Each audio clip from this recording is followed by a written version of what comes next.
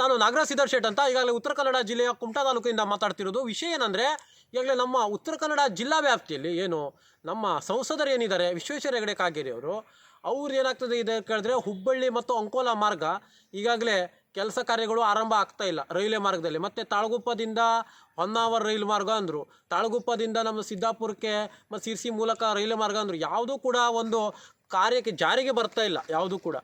ಮತ್ತೆಂತ ಕೇಳಿದ್ರೆ, ಇದು ನಾವೇನೋ ಗಾದೆ ಮಾತು ಹೇಳ್ತೀವಿ, ಅದು ಬಾಲ ಕಟ್ ಮಾಡಿದ ಹಾವು ಅಂತೀವಿ. ಬಾಲ ಕಟ್ ಮಾಡಿದ್ರೆ ಹಾವಿಗೆ ಬಾಲ ಕಟ್ ಮಾಡಿದ್ರೆ ಅದು ಮುಂದೆ ಹೋಗೋದಿಲ್ಲ, ಅಲ್ಲೇ ತೆವಳಾಡ್ತಾ ಅದು ಹೀಗೆ ಮಾಡಿಬಿಟ್ಟು ತೆವಳಾಡ್ದು. ಈ ಯೋಜನೆಗಳು ಹಾಗೆ ಕೇಂದ್ರ ಸರ್ಕಾರದ್ದು ಯೋಜನೆಗಳು ಇಲ್ಲಿ ಉತ್ತರ ಕನ್ನಡದಲ್ಲಿ ಎಲ್ಲ ಬಾಲ ಕಟ್ ಮಾಡಿದ ಹಾವಿನ ಥರನೇ ತೆವಳಾಡ್ತಾ ಇದೆ, ಬಿಟ್ಟರೆ ಅದು ಮುಂದೆ ಹೋಗ್ತಾ ಇಲ್ಲ. ಮತ್ತೇನಂತ ಕೇಳಿದ್ರೆ, ಪಾಪ ಅನಂತಕುಮಾರ್ ಹೆಗಡೆ ಅವರು ಸಂಸದರಿದ್ದಾಗ ಏನೂ ಮಾಡ್ತಾ ಇಲ್ಲ ಅನ್ಕೊಂಡು ಈಗಾಗಲೇ BJP-ಅವರೆಲ್ಲ ಮಾತಾಡ್ತಿದ್ರಲ್ವ. ಈಗ ಇವರು MP ಆದರೆ ಯಾವ ರೀತಿ ಕೆಲಸಗಳು ನಡೀತಾ ಇದ್ದಾವೆ? ಏನೂ ಇಲ್ಲ, ಅಲ್ಲಿಂದ ಅಲ್ಲೇ ಆಗ್ತಾ ಇದೆ. ಅದಕ್ಕೋಸ್ಕರ ನಾವೇನಾಗ್ತಾ ಇದ್ದೀವಿ ಕೇಳಿದ್ರೆ, ನಮ್ಮ ಉತ್ತರ ಕನ್ನಡ ಜಿಲ್ಲೆಯ ಪರಿಸ್ಥಿತಿ ಏನಾಗಿದೆ ಕೇಳಿದ್ರೆ, ಬಾಲ ಕಟ್ ಮಾಡಿದ ಹಾವಿನ ಥರ ಆಗೋಗ್ಬಿಟ್ಟಿದೆ. ಎಲ್ಲ ಯೋಜನೆಗಳು ಹಾಗೆ. ಈಗ ಬ್ಯಾಡ್ದೆಲ್ಲ ಯೋಜನೆಗಳು ಇಲ್ಲಿ ತಂದು ಹಾಕೋದು ಬಿಟ್ಟರೆ ಪಟ ಕೆಲಸ ಆಗ್ತದೆ, ಬೇಕಾದ ಯೋಜನೆಗಳು ಒಂದೂ ಕೂಡ ಆಗ್ತಾ ಇಲ್ಲ. ಮತ್ತು ಯಾವ ಕಾರಣದಕ್ಕೆ ಈ ಕೆಲಸ ಮಾಡ್ತಿದೆ ಅಂತ ಗೊತ್ತಿಲ್ಲ.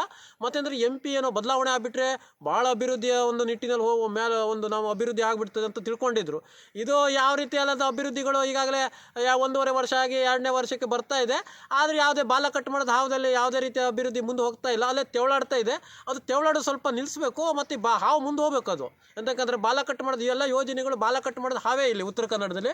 ಅದಕ್ಕಾಗಿ ನಾವೊಂದು ಮಾತನ್ನೆಲ್ಲ ಹೇಳಿದ್ದೀನಿ.